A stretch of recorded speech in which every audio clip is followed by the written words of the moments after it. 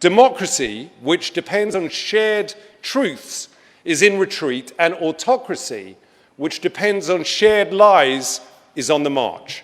Hate crimes are surging, as are murderous attacks on religious and ethnic minorities. Now, what do all these dangerous trends have in common? I'm just a comedian and an actor, I'm not a scholar, but one thing is pretty clear to me. All this hate and violence is being facilitated by a handful of internet companies that amount to the greatest propaganda machine in history. Facebook, YouTube, and Google, Twitter, and others, they reach billions of people. The algorithms these platforms depend on deliberately amplify the type of content that keeps users engaged, stories that appeal to our baser instincts and that trigger outrage and fear. It's why YouTube recommended videos by the conspiracist Alex Jones billions of times. It's why fake news outperforms real news, because studies show that lies spread faster than truth. And it's no surprise that the greatest propaganda machine in history has spread the oldest conspiracy theory in history, the lie that Jews are somehow dangerous. As one headline put it, just think what Goebbels could have done with Facebook. Zuckerberg tried to portray this whole issue as choices around free expression. That is ludicrous. This is not about limiting anyone's free speech. This is about giving people, including some of the most reprehensible people on earth, the biggest platform in history to reach a third of the planet.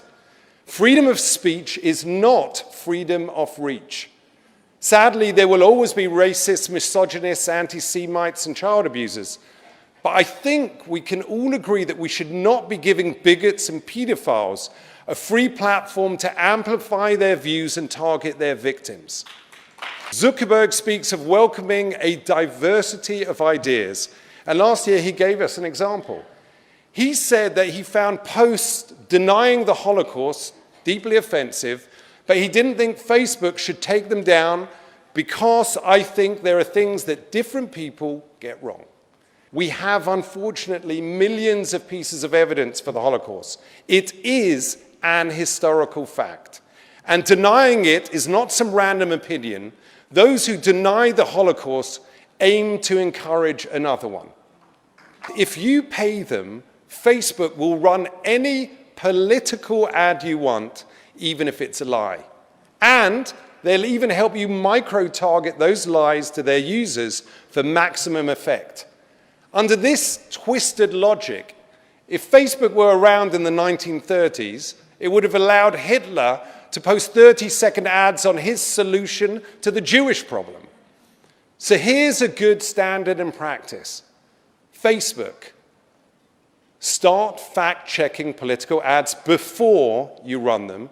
Stop micro-targeted lies immediately. And when the ads are false, give back the money and don't publish them.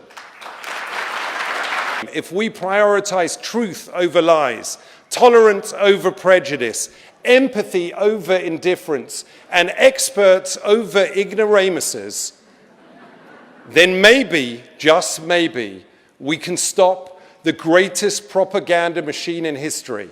We can save democracy, we can still have a place for free speech and free expression, and most importantly, my jokes will still work. Thank you very much.